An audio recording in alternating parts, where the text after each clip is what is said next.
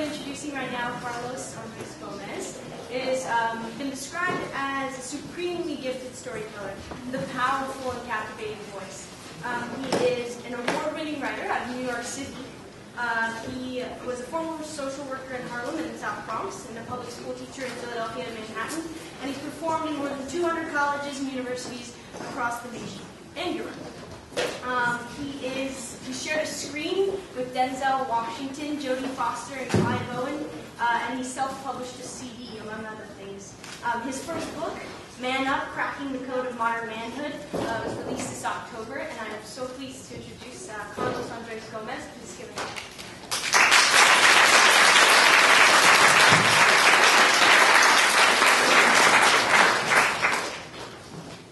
How's everyone doing? Woo. Give it up for all the speakers, my God.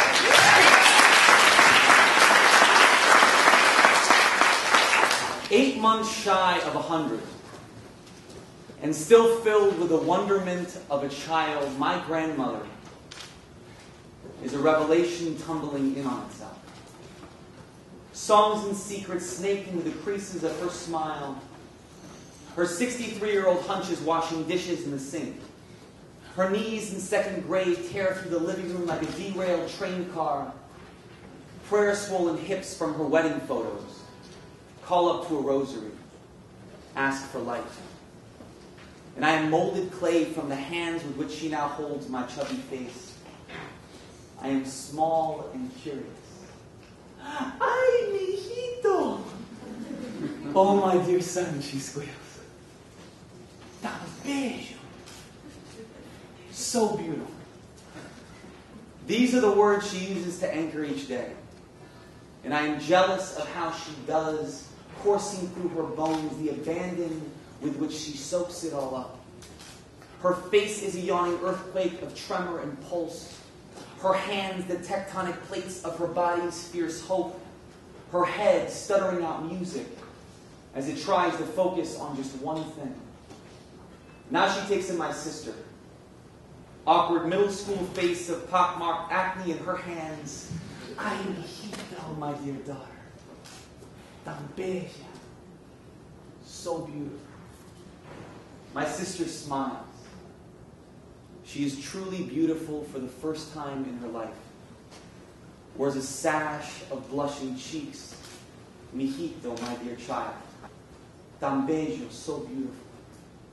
In a world of envy-fueled violence, where hate explodes out of our scars like weeds, the lessened versions of ourselves spreading like wildfire, my grandmother is a revelation tumbling in on itself, a repeating gospel on loop, where each person she meets is a child, returns the miracle and amazement we left in our Velcro shoes, awakens our bodies with the suddenness of her eyes. Everything is beautiful. Keloid and awkward is beautiful. Adolescent girls are beautiful. Men, for the first time, can be called beautiful.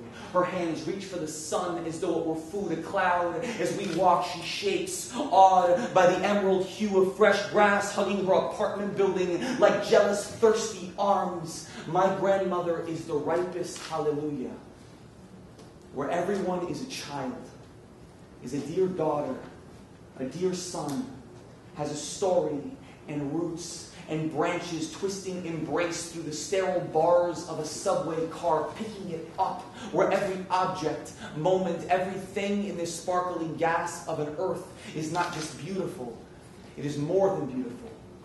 It is too beautiful. It is so beautiful.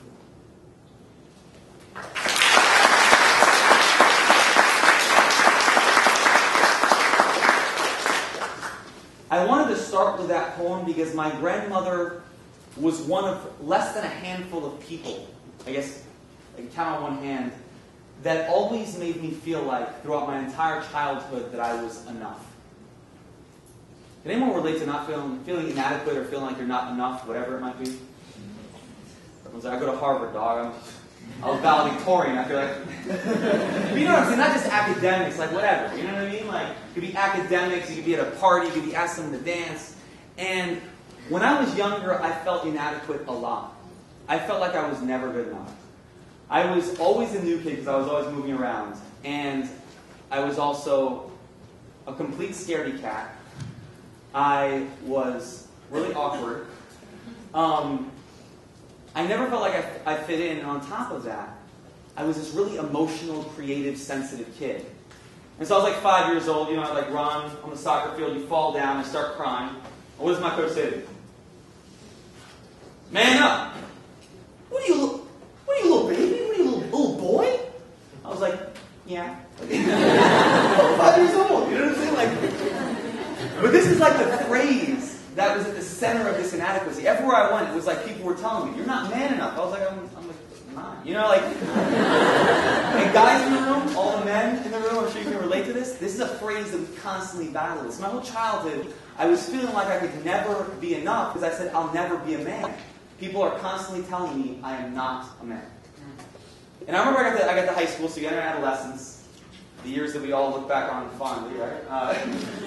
13 and up. And I was around a lot of guys who didn't have fathers around. So it was just them and maybe their mom or a grandparent who was raising them. And they didn't have male role models.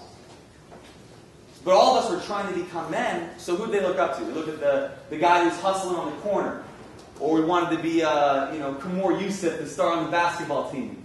Or we wanted to be, I guess now it would be, like Lil Wayne or Bret Michaels. I don't have a problem with Lil Wayne or Bret Michaels, but maybe not the guy I want my 15-year-old brother to grow up to become. So, through this whole time, I kept grappling with this question of how do I become a man? How am I ever enough if everyone's telling me that I'm not there and I can't be that? And all the things that I inherently am, sensitive, creative, affectionate, vulnerable sometimes. I'm a communicator. All these things that people were telling me, that's not a thing that boys do, and that's definitely not a thing that men do. There's a question I kept coming back to.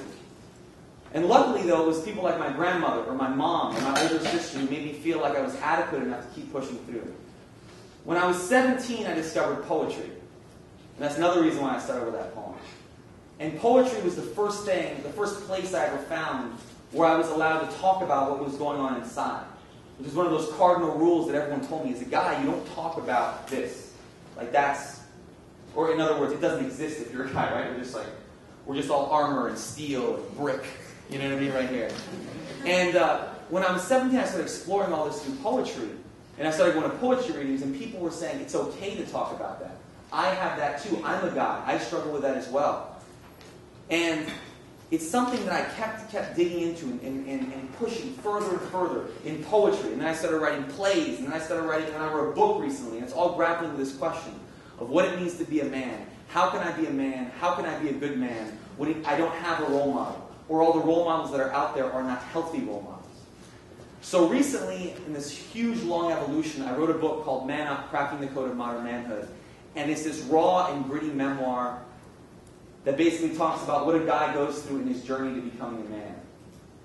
And how who we're told to be collides with who we are. And the reason I wrote it was because I felt like for so many years, I didn't see any books that talked about what it meant to be a man. I didn't see any books that challenged what it meant to be a man and tried to redefine what it means to be a man.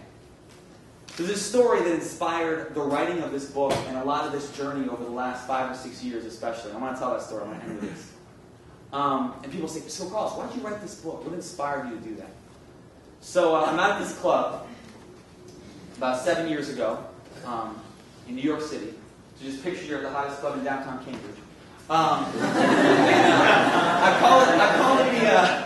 call it the hour of desperation. It was like 5 after 3 in the morning, right? So it's like 1:05 in Cambridge, right? So I'm walking out of the club. I'm making my way to coat check, and just typical scene. You're going to coat check, going to get your coat, trying to get out of there, and you kind of feel that kind of nervous energy, like everyone's trying to make it count for better, or often for worse at that time of the night. So I'm walking out, and my shoulder brushes this guy's chest, like barely touches it, right? And dude shoves me really hard. He's like, bitch, I will fuck you up. And everyone's like, that beautiful moment that happens on a Saturday night, right? And so he takes a hard step forward. He has like seven guys with him. I have a few friends with me. I take a really hard step forward. And I didn't even plan to take a step forward. It was like, when your body takes over, you're just like... and so I take a hard step forward. I lean in like close to his face. You know, like kind of like homoerotic moment before a fight starts. And, like, your lips are like this far away, and I always want to like lean in and just you like just do it, right? And so I'm this close. Has everyone here seen the movie Glory? Yeah. No. Somebody? Oh, yeah. Somebody? All right. Go see it. Denzel Washington. There's this iconic scene in the movie where Denzel turns around. Right? What happens? Like 8 tears fall, like bam. He like blinks and it's like bam, right? So I lean in like this, like my fist balled up, and before I know it, I blink, and like 8 tears fall down my face. And the dude's like, whoa, chill. Whoa, relax. And then, like, I didn't plan it. It's just like my body took over. It was like the whisk of my body took over. This moment happened. Before I knew it, and everyone jumped back like I pulled a grenade, like I pulled a rocket launcher, like I pulled a tank out of the bathroom. You know what I'm saying? And like, I didn't even need to do it. It was like one of those moments. You ever been hit in the face with a kickball in 5th grade, and you're like, no, I'm good. Oh, I'm bleeding. You know what I mean? Like, it was like that. Like I was like ready to fight this dude before. I was like, my face is wet. I'm crying. What the? You know what I mean? Like, and what I realized years later, trying to understand what that meant, was that my body had taken over and realized I'm about to fight this dude. For all I know, we're both going to die right here in this club at 3:05 in the morning on a random Saturday night over nothing. And I don't know anything about him. I don't know about how he loves to read Harry Potter books, even though he's 23 and from the hood. I don't know that his little sister loves him, and her eyes light up when he gets home every time he comes home from work. I don't know about his mom, who loves to like cut up broccoli with him and make jokes, and sees the sensitive side of him that he never gets to show to anybody. And I looked in this guy's face, and I saw myself. And I saw my best friend Iso from high school, and I saw my dad, and I saw my uncle, who's so affectionate and so sensitive, doesn't feel like he can show it to anybody. And after that day, I said, you know what? I want men to be allowed to show that. And I wrote this book feeling like there was a gun to my head, and I thought of all the men that I've lost, whether it's to addiction or to suicide, because they wanted to hug and kiss their son when they dropped him off at school, and they felt like they didn't have permission to do that. And I feel like whoever you are, whether you're male, female, trans, bi, what is it, like metasexual, what's one of the terms even now? Pansexual. Wherever you come from, however you identify, whoever you are, I want us all to have permission to be all that we are, embrace all this magic we have inside. And so I hope that you're going to join me and let this be. I love the way the first speaker started and said, this is the end or the beginning. I feel like all of these talks are the beginning. So I hope you'll join me as I step off this stage and we can all walk together and create a world where men can exist in a different way, outside of that box, transcend that box, a way where men can be emotional and sensitive and affectionate and whatever they want to be, and we can live a healthier, happier world. And wherever you come from, I hope you'll join me. Thank you so much for having me.